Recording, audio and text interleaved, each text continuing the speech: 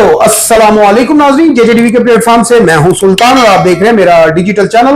नाज़रीन, आज का जो हमारा मौजू है वो है सीसीडी के हवाले से। तकरीबन इस टाइम पर अगर देखा जाए फेसबुक, यूट्यूब, टिकटॉक पे एक ही वीडियो वायरल है, वो है सीसीडी के हवाले से। सीसीडी जो नया अदारा बनाया गया है और कहने के जो बता माफिया है, जो जराइम पेशा लोग हैं, जो मंशियात फरोश हैं, डकैत हैं और कह लें कॉन्ट्रैक्ट किलर हैं, उनके हवाले से जो ये सीसीडी इदारा बनाया गया है उनके गिर्द अब ये है कि घेरा बहुत तंग कर दिया गया है। और आपने देखा भी होगा वीडियो पे काफी सारी ऐसी वीडियो सामने आ रही हैं कि बहुत सारे लोग हैं जो मुकद्दस किताब यानी कि कुरान पाक के ऊपर हाथ रख के कसमें खा रहे हैं कि आज के बाद हमने चरस बेचनी छोड़ दी, आज से हमने ये जराइम छोड़ दिया, आज से हमने ये गुनाह छोड़ दिया। नाज़रीन, ये क्यों ऐसा हो रहा है? हो सिर्फ इसलिए रहा है कि जो सीसीडी अदारा है ये कह लें कि बहुत ही मजबूत और बहुत ही पावरफुल बनाया गया है और बहुत सारे जराइम पेशा जो लोग हैं उनके दिलों में ऐसा खौफ बैठ गया है कि न जाने क्या होने जा रहा है। हर कोई डरा हुआ है। अगर कोई इश्तिहारी या दहशतगर्द या कह लें जो पुलिस से भागा हुआ मुजरिम था वो लाहौर में था तो वो लाहौर छोड़ के किसी और शहर में शिफ्ट हो गया। अगर कोई रावलपिंडी में था तो वो रावलपिंडी छोड़ के शिफ्ट हो गया है। यानी कि ये जो सारा इस टाइम पर कानून है सीसीडी का, फिलहाल ये पंजाब की हद तक महदूद है और कहा यह जा रहा है इसको वसी भी किया जाएगा और इसको बढ़ाया भी जाएगा। कहा यह भी जा रहा है पंजाब असेंबली की जानिब से, मरियम नवाज जो सीएम पंजाब हैं उनका यह कहना है कि 2 अरब रुपया इस इदारे को फंड दिया गया है ताकि इसके लिए बिल्डिंग खरीदी जाए, गाड़ियां, असला और ये वो चीजें सारी खरीदी जाए, क्योंकि ये इदारा जो है नया बना है और इसके जो इंचार्ज है, जो इनके हेड है वो है सोहेल जफर चट्टा साहब। सोहेल चट्टा साहब के बारे में मैं आपको बता दूं, ये इस्लामाबाद डीआईजी ऑपरेशन भी रह चुके हैं और डीपीओ पंजाब भी ये रह चुके हैं। और इनकी जो कारकर्दगी की अगर बात की जाए तो जहां पर भी ये गए हैं एक दास्तान छोड़कर आए हैं और अपनी जो कह ले पावर है, जो अपनी पहचान है वो इनने मनवाई है। तो इन्हीं सारे मौजू के ऊपर आज हम बात करने के लिए सीनियर कानूनदान एडवोकेट अतीकुर रहमान साहब को आज हमने स्टूडियो में मदऊ किया है। अमूमन आते रहते हैं, आप उनका भी लोग भी देखते हैं और उनकी जो राय है वो बड़ी कीमती होती है। उसकी वजह यह है कि आम तजजिया या आम जो सहाफी होता है वो एक नजरिया, एक कहने के चीजें बता रहा होता है, लेकिन अतीकुर रहमान सिद्दीकी साहब का आपको और मुझे क्या फायदा? मैं क्यों कहता हूं खबरों पे नजर रखें, बाखबर रहें ताकि आपको मालूम हो मुल्क पाकिस्तान में क्या हो रहा है। और मैं इसलिए आपको कहता हूं खबरों पे नजर रखें कि अतीकुर रहमान सिद्दीकी साहब जैसे लोग हमारे साथ हैं जो हमें खबरों से हकीकी आगाही देते हैं। तो हकीकी आगाही को जानने के लिए चलते हैं अब अतीकुर रहमान सिद्दीकी। अस्सलाम वालेकुम सर। जी वालेकुम सलाम। कैसे हैं? अल्हम्दुलिल्लाह बिल्कुल। कैसा ये आ गया दारा सीसीडी? आपने इंट्रो काफी लंबा कर दी है, उसमें बहुत सी चीजें मेरे ख्याल कवर हो गई हैं। मैं मुख्तसर अर्ज कर दूं जी जी कि अपनी इब्तिदा जो मैं बात करूंगा वो इस तरह है कि जो भी कुछ हो रहा है वो मैं समझता हूँ ये मावराए कानून और मावराए अदालत जो कुछ हो रहा है वो मावराए आइन है। पुलिस या किसी भी इदारे के पास ये इख्तियार नहीं कि मावराए अदालत किसी को कत्ल करे या हब्से बेजा में रख कर तशद्दुद करे। पंजाब के बासियों और मौसर आवाज उठाए वरना यह सिलसिला रुकने वाला नहीं। याद रखें, शहरियों की हिफाजत की जिम्मेदारी रियासत की होती है क्योंकि रियासत नहीं कर पा रही।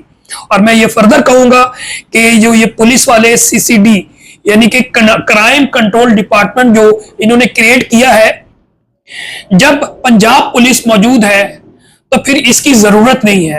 इसका मतलब ये है कि देखिए नाज़रीन आ गया ना पॉइंट, जब पंजाब पुलिस मौजूद है तो इसने क्या करना है? तो पंजाब पुलिस के साथ साथ सीआईए भी एक है ब्रांच। तो सर ये कि उनके पास पहले ही बहुत से डिपार्टमेंट्स मौजूद हैं, या तो फिर पंजाब पुलिस खत्म कर दें कि ये वो इनफेक्टिव होगी, है वो जराइम नहीं रोक सकती, सिवाय वो भत्ता लेती है लोगों को। ये मेरे भी ज़हन में आ रहा था। तो मुख्तसर ये है कि ये सीसीडी जो डिपार्टमेंट है ये बोझ है पंजाब पे, हुकूमत पे और अवाम का पैसा है।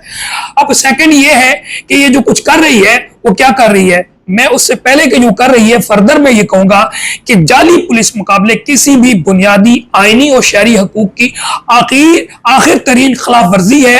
ये पूरे माशरे को सरकार की जानिब से खौफ में मुब्तला कर देती है। और मैं समझता हूं कि वो एंड है जहां पर रियासत और जो माशरा है अपनी मानी खो देता है जी। अब आ जाते हैं कि ये जो बनाया गया क्या हो रहा है, जैसे कि आपने इंट्रो में बता दिया है।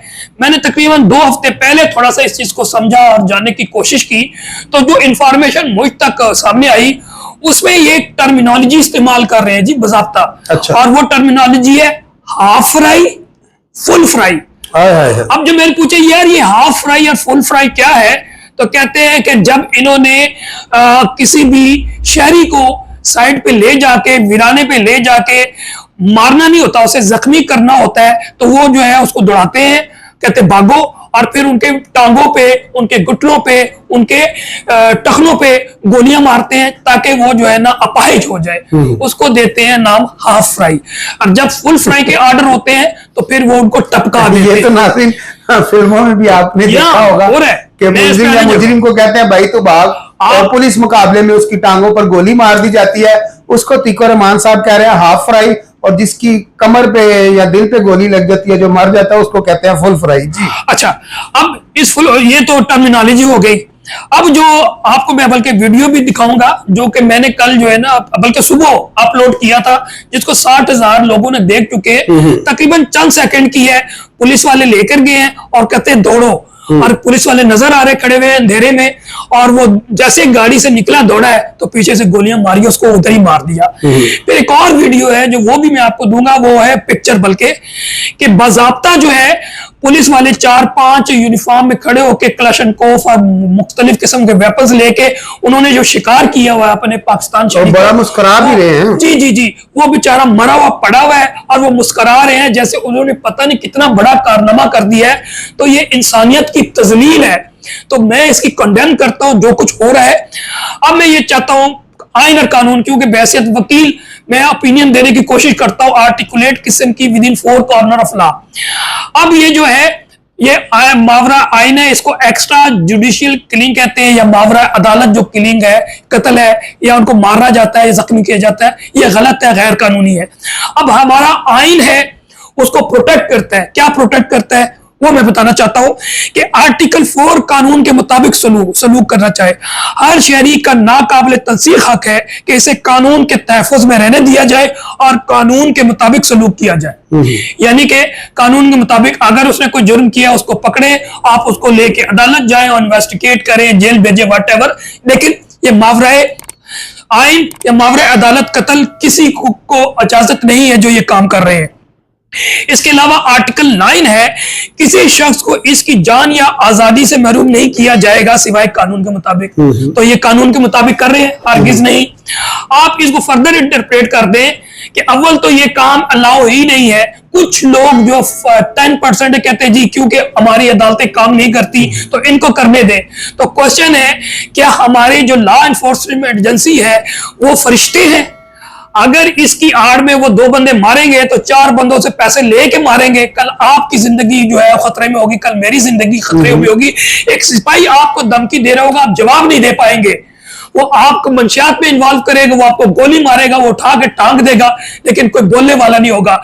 कभी भी गैर कानूनी काम को मत फेवर करे, हमेशा कानून के मुताबिक। हमारा अल्लाह भी कहता है, हमारे रसूल भी कहते हैं, या हमारा आइन भी कहता है, हमारा कानून भी कहता है, इंटरनेशनल लॉ भी कहता है। अतीक भाई ये 12 लोग नाज़रीन पकड़े गए हैं आज जो पुलिस की वर्दी पहनकर, और कह लें कि वो लोगों को लूटते थे, डराते थे, धमकाते थे और उनसे पैसे भी तलब करते थे और उनसे जो कुछ होता था वो भी लूट लेते थे।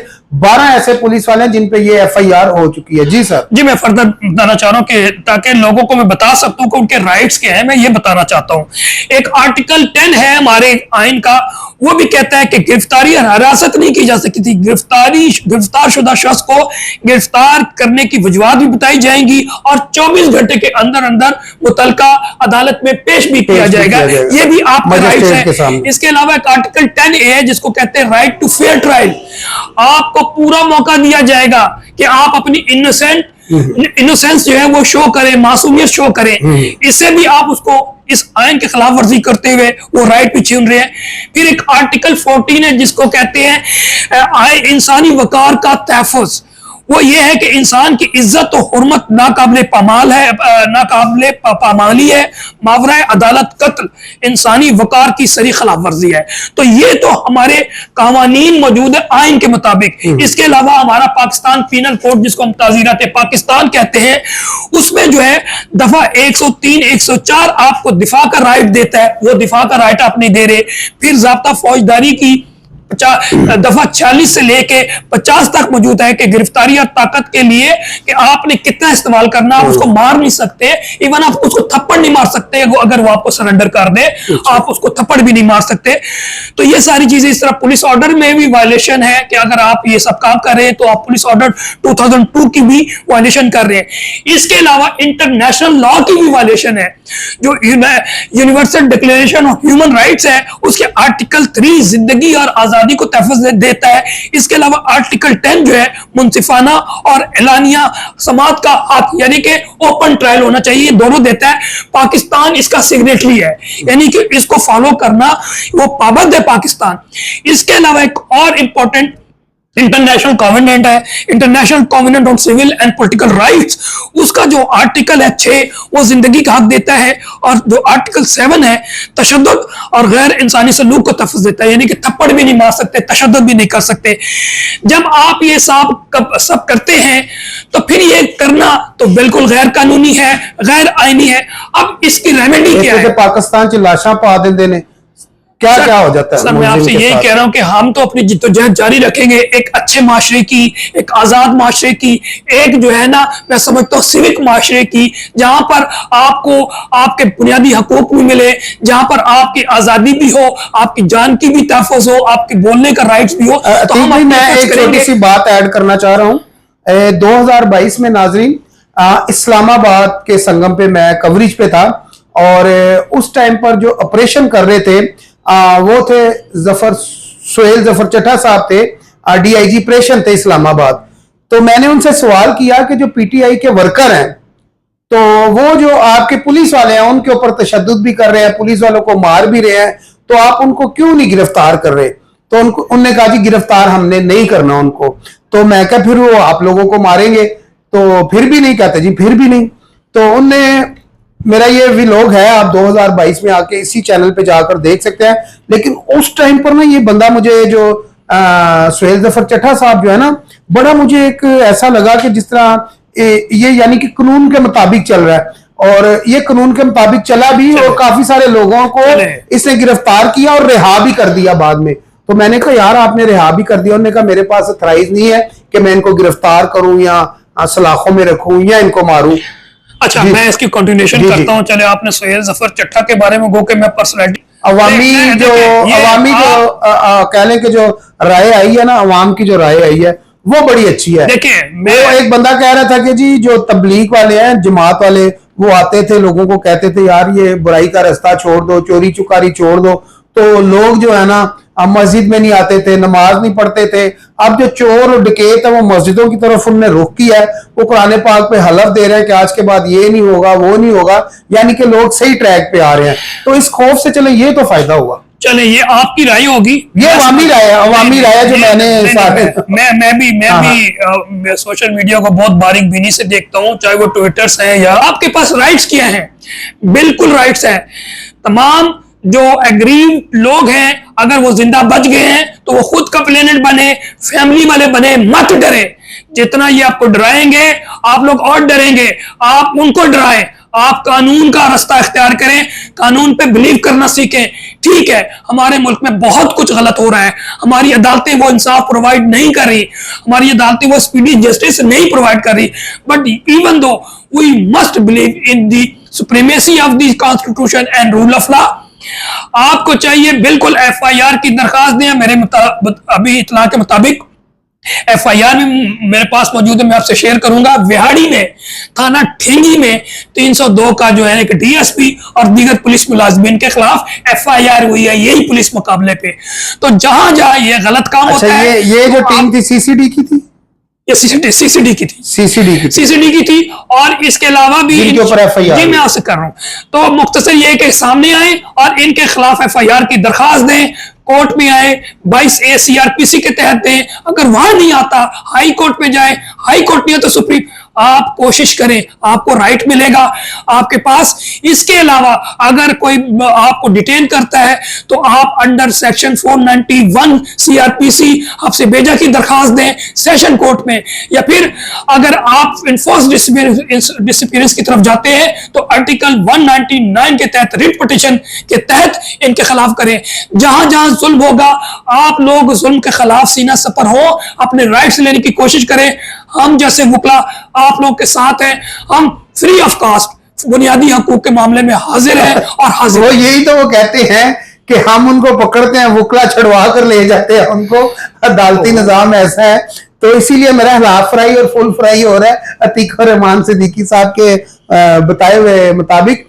और तो नाज़रीन चलते हैं अगले प्रोग्राम की जानिब, टाइम बहुत ज्यादा हो चुका है और इंशाल्लाह इसके ऊपर मजीद गुफ्तगू होगी, क्योंकि ये जो सीसीडी अदारा है इससे बड़ी धूम मचाई हुई है और इसी के ऊपर मजीद जो मालूमात है वो आपसे शेयर करेंगे। और जिस तरह अभी अतीक भाई ने आपको बताया है फुल फ्राई और हाफ फ्राई क्या होता है, इसके बारे में हम आपको जरूर बताते रहेंगे। शुक्रिया, अल्लाह हाफिज।